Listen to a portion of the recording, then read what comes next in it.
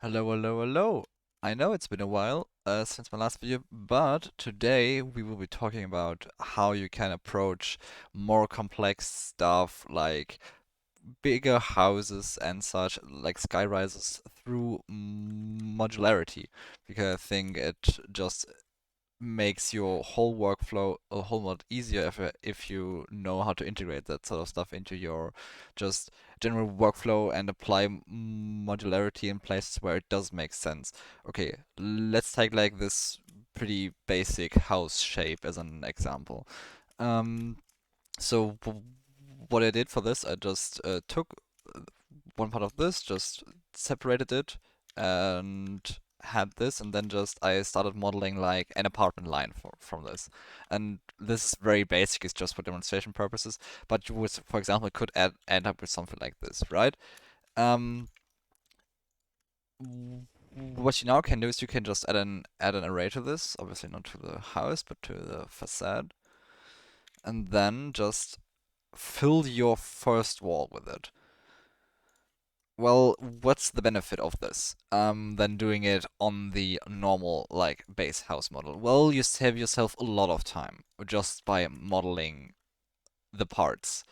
Um, you can also easier adjust materials. You have an easier time just adding details. For example, if I see, okay, well, maybe this looks a bit too basic for me. I kind of want to have more details here so that I can, I don't know, do something with it. So I'm just going to extrude this part and it adds and it copies to the whole array. And if you would, for example, just have an empty in the middle here, let's add an empty in the middle, and let's mirror this here. You could fill the empty. You could fill pretty much the whole place. Rotate it 90 degrees. Okay. Well, yeah, you could just fill the house, and whenever you change something, it would just adapt to the whole house, which is definitely easier if you plan on doing like multiple houses. If you need a lot of houses quickly, you can basically have a few of those. For example, lying around. For example, I now say, well, only want this to be up to like the third quarter, and then I want my second house segment to come in. So I just have my second, which I then just snap onto here. And with that I can then just give it a second array again and put this up to the top place. And now already we have decorated our house with two segments that we just modeled beforehand that work, that we don't have to rechange things, and we only need to texture this one. We can, of course, now, if we really want to take this further, we can instance this. We can put this into a collection and then instance it. And then, if you would change this part, it would then be applied to the other models. But what I like to do with this is I like to finish these segments, then try and build for example, like an example house and then apply them to it, see if they look good.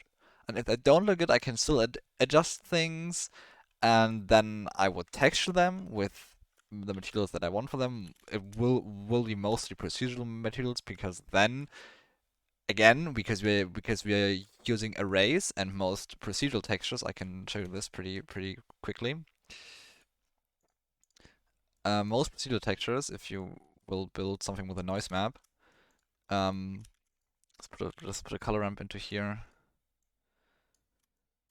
and then let's put a noise map here. Put in the vector. And you can see if you press Ctrl T here and use the object vector, you can see every part is different. So you don't have repeating textures on your object, even if you are using an array, which is very good if you have bigger objects that need a difference.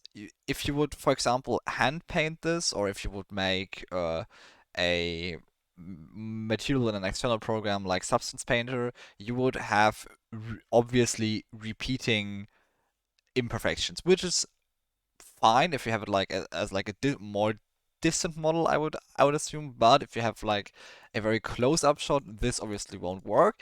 And using the procedural approach for this with this modular approach just gives you a very high variety of just imperfection that you can generate as well. So yeah, I think especially for like house designs, I think you can reuse this really, really well. I think there are a few other applications like fences or something where this can be really, really helpful. In general, I just wanna show that you can do a lot with arrays and modularity because you can just basically just plug things together and generate a new object out of existing things.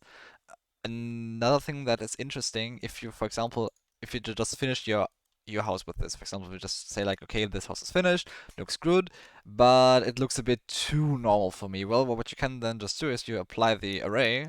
You now have a mesh that you can work with again. You can maybe even just merge it by distance so that you have one mesh, right?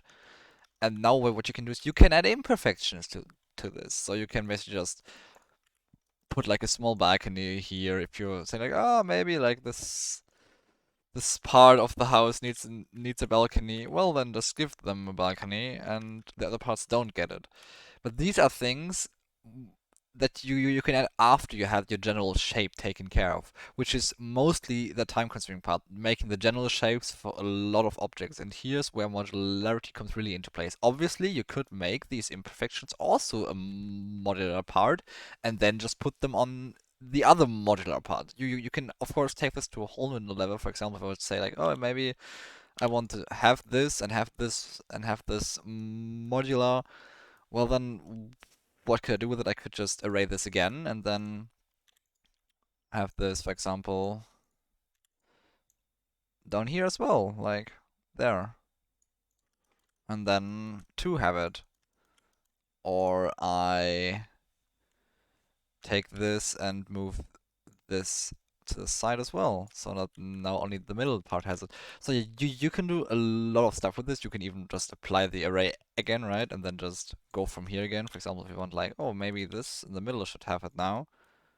Well, then now this in the middle has it too, right?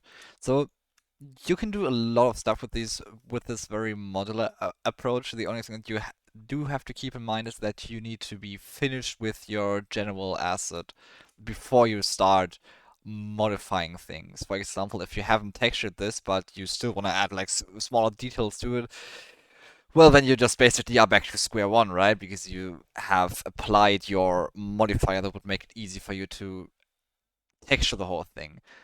Those are just things to keep in mind when you have a lot of modularity, that the module itself needs to be finished before you can start adjusting it to fit your specific needs for certain specific places, right?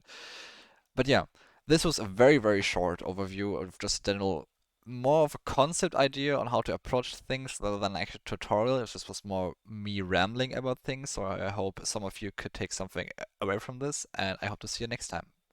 Bye bye.